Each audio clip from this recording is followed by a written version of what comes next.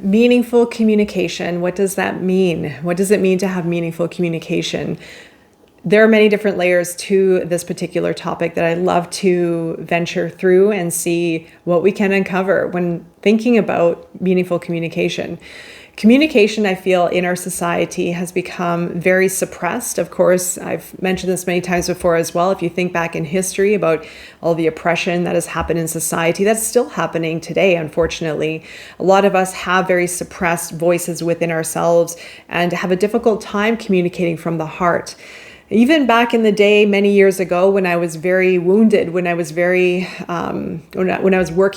operating very unconsciously, I should say, I found myself having a difficult time speaking openly. And because I had a difficult time speaking openly and from the heart and vulnerably, my words would come out scrambled. I would be so awkward in how I would be speaking or how I would be communicating, or I would be very, very defensive in my ways of communication.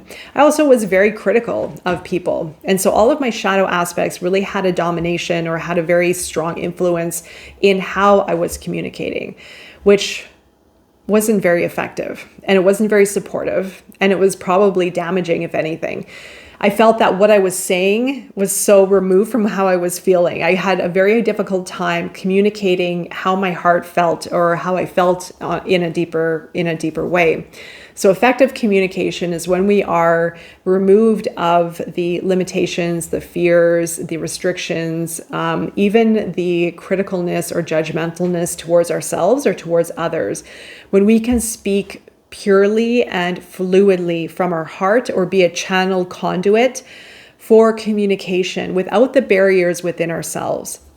Now, if you've caught my videos if you've been in here for a while, if you maybe have been part of my other YouTube channel, my tarot channel that I had many years ago, communication had been one of my greatest barriers, and especially feeling that I've always wanted to help others. And eventually I saw myself doing this type of work. I didn't know how it was really going to play out, but I kept following what felt right, even though it was really difficult. It was very difficult to communicate. It was very difficult to speak openly. I had a lot of, I would say, confusion and clutter between my mind and my throat chakra, my ability to speak fluidly and openly. And I'm still, of course, working on it.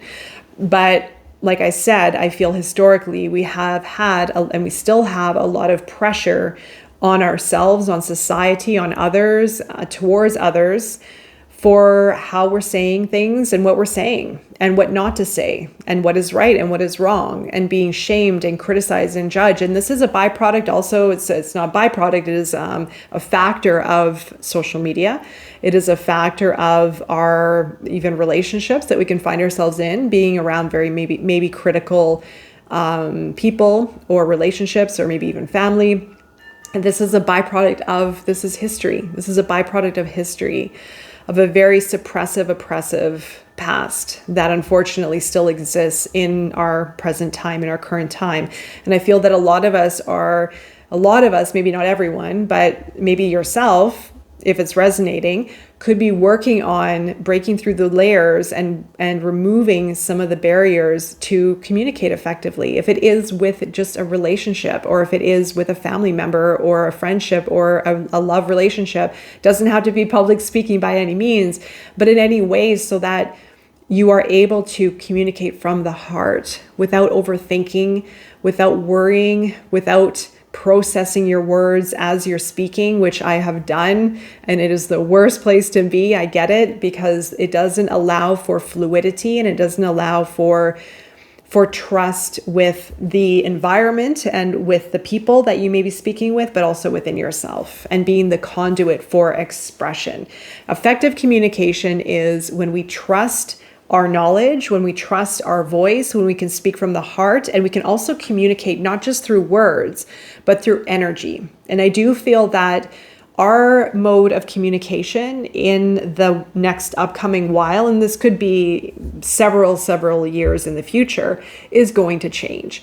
And I feel that we are going to move past being very critical and judgmental and picky towards ourselves and towards others, and rise above into feeling and sensing. And even in the past, even in my past of what I can remember, forget history before my lifetime, in this current lifetime, there was no such thing. There was no such thing as, I feel, the effective communication based on energetic exchange or based on emotional cues. Because I feel that in history, we had become so dominant in fear, shame, criticism, that it came out in the way that we were speaking and engaging. And the energetic exchange had become so suppressed. And so the energetic exchange between people did not exist. People were just talking based on the mind, based on facts, based on what have you done, what have you accomplished, this information, that information. And sure, maybe some of it became also very superficial in that functioning. Not all of it, of course, but I feel that a great part of it, because we had in that time period lost our depth of dimension within ourselves, and thus also connecting with others within that depth of dimension. And I feel that effective communication, where we're going, is going to be a whole different way of communicating. I feel that if you're watching this video and maybe you're listening to my words, but you're also maybe picking up on my energy, or maybe you're picking up from an emotional standpoint or a place of resonance, or maybe even something that is connecting with your heart on a deep level, or creating a bit of an opening within your consciousness, that is effective communication. Now, it doesn't have to happen all the time by any means. It could even be a simple communication, a hi, how are you? But that communication, even just that simple interaction, is going to be based on feelings, based on senses, based on an energetic exchange of some kind. Now, I'm not talking about an unhealthy exchange of energy or unhealthy communication. We're talking about effective, because that is a component as well, which is not really part of this video. This is about effective communication and how you can also change the dynamic between you and another person based on how you are channeling information and how you are sharing your words from your heart. You are smart. You have a lot of knowledge. We have to get to a point also where we trust what we know and we can let go.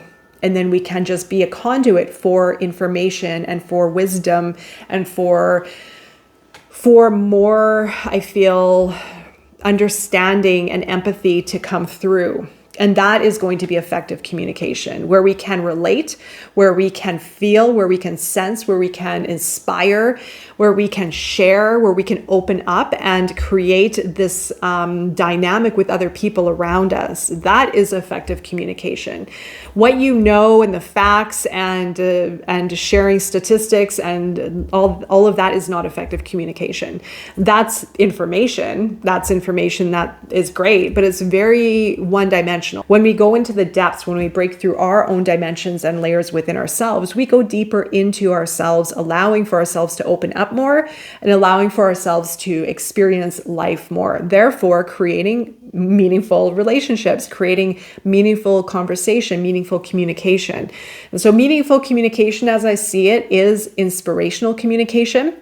It is vulnerable communication. It is rich communication. It is in wisdom-based or informational communication, where we can inspire through knowledge and through wisdom. But again, there's a depth of exchange there where it's pure, where it's not trying to prove something. It's not trying to make a point of something. It's not through passive aggressiveness or through the ego. It is pure, without an expectation. Right? So this new form of communication, I'm seeing it more and more, and it is so beautiful. And it has also inspired me to become more and more effective with the way I communicate, because I'll tell you, many years ago, and actually not even many years ago, a couple of years ago, a year ago, I was very, very, very shut down. And it was really hard for me to communicate in a fluid way, in a very fluid and trusting and open way. I was very critical on myself, very hard on myself. And I felt that the harder I was on myself, the more critical I was on myself, the less flow and fluidity I had with my ability to communicate, and not only communicate, but to listen and to feel and to allow for an exchange with people. And even me speaking to my camera here, there's still an exchange, because I know where I hope I know where this is going to land, or where I want it to land with people watching, with yourself. Because what these words are going to say, and even somehow maybe an exchange of energy or emotion, will in some way inspire perhaps, or maybe heal, or lead to a path of healing, or open a new level or domain of consciousness. Which all of this is going to do if we can open up the channels within ourselves. Effective communication is healing. Effective communication is transformative. Effective communication is, yes, very inspiring, because it resonates. It resonates and it connects, and it's from a place of purity. It's from a place of alignment with our true self, with our higher self, with something greater that we can't really explain. As I mentioned, I feel that moving into our future of evolution, I feel that there is going to be a form of communication that is going to be of maybe light language. I'm sure maybe some of you have even caught light language on certain videos, for example, which is starting to come in, starting to show up, because we are evolving in the way that we are communicating. Now, if it is a light language, if it is a different kind of language, if it is our English language or whatever language that you speak in, it is in how we are communicating. It's not necessarily the words or the language per se, because once we evolve more, once we see more, once we feel more, once we connect more, our communication is going to naturally evolve. It's going to naturally progress into something richer and more expansive, and with a greater level of understanding, not so much paying attention to what someone said that was wrong, or listening to the facts, or being really dialed in. When we are dialed in like that and looking for the imperfections, or looking for what's wrong, or trying to find the facts behind the information, we're missing out on so much more. We are then cutting out an ability to connect with more, to observe more, to be part of something greater. I have to say, I am very impressed with what is happening on social media. I see it happening more and more. I see more people wanting authenticity. I'm seeing more and more people acknowledging and understanding others based on who they are, based on not only what they are saying, but what is happening within them, within that person, and people observing other people for who they really are. Even if the person is fumbling and stumbling and tripping over themselves, when we're able to witness someone in their authentic form, in their true form, and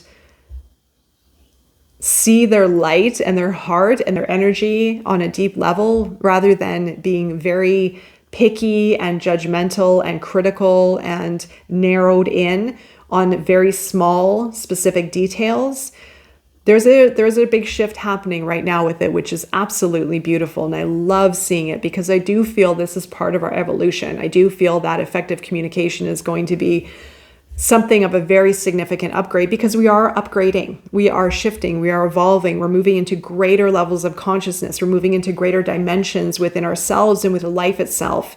And the more that we progress and move through this, the greater change we are going to see within our interpersonal relationships and how we communicate with others, it's a beautiful thing to see, and it's a beautiful thing to experience, truthfully. And if you're working through this, I'll tell you, it is also very liberating. To be free to express ourselves is freeing and liberating. So I encourage you, step by step and in your own mode of comfort, try to express from your heart. Be vulnerable, be expressive, be your authentic self. And it may take some time. It's taken me a bit of time, or quite a bit of effort, to work through this, because I've wanted to free myself. I didn't know how it would feel. I didn't know the exact process of how to get here.